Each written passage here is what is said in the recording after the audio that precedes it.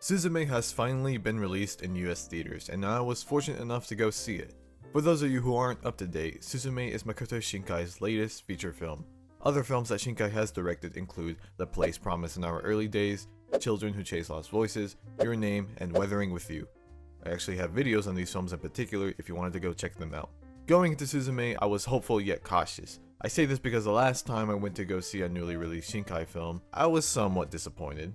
Although all my worries were wiped away when that first frame appeared on the screen. Immediately I felt like this was going to be something different, that it was going to be something special. Needless to say, I enjoyed this film very much. Without saying too much, I think what made me admire this film was how it decided to depict current issues and tie historical events of Japan into the fantasy of the story. It portrays many grim and hopeless situations, but pushes the message of a brighter future, a brighter tomorrow. I can see this being especially impactful to the Japanese audience considering the true events it would hint at.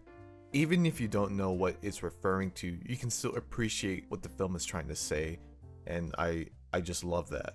I also really like the dynamic between the two main characters, Suzume and Sota. Suzume is someone who likes to aid others and always lends a helping hand. Sota, on the other hand, prefers to do things on his own and is stubborn about it. Although Sota is suddenly put in quite the predicament that leaves him no other choice than to accept Suzume's help.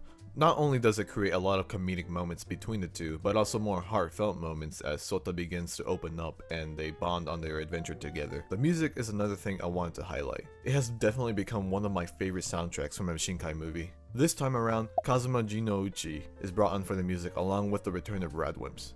The music can be eerie and mysterious, which is a change of pace compared to the last two Shinkai soundtracks. The collaboration between the two artists really pays off, especially when trying to capture the atmosphere of the most cataclysmic scenes. Something else to note are the little Easter eggs within the film.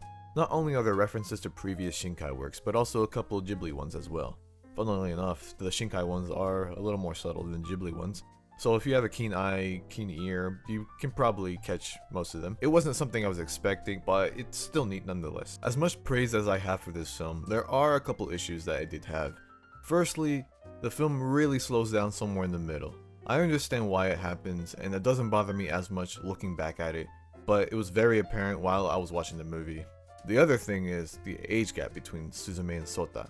Throughout the movie, they are portrayed as each other's love interests, but from what we are told by the film, Suzume is still in high school and Sota is a 4th year in college. I know this is something common in Japanese stories, but I think it could have been easily avoided. You could have aged up Suzume, you could have aged down Sota, not established their ages at all, or better yet, you could have had a platonic relationship between the two. That would have been more unique, and I think the story still could have worked that way, but I know Shinkai loves his romances, and he probably wouldn't have been down for that.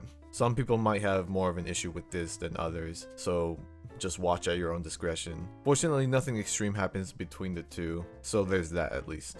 Despite this complaint, Suzume is a magnificent film, and I'm glad that I got to see it in theaters. I'm glad that it's doing really well at the box office right now. By the time this video comes out, I believe showings will become more limited, but if you do have the chance to go watch it, I highly recommend it. I think it's one of Shinkai's best, and it's better to experience this film in the theater. But yeah, that was Suzume. I wish I could say more about the film, but I wanted to keep spoilers at a minimum. I think going into this film knowing as little as you can does heighten the experience. This is probably going to be the last time for a while that I talk about Makoto Shinkai extensively. I was just really excited to go see Suzume, so I watched all these films in preparation, and I think it was worth it.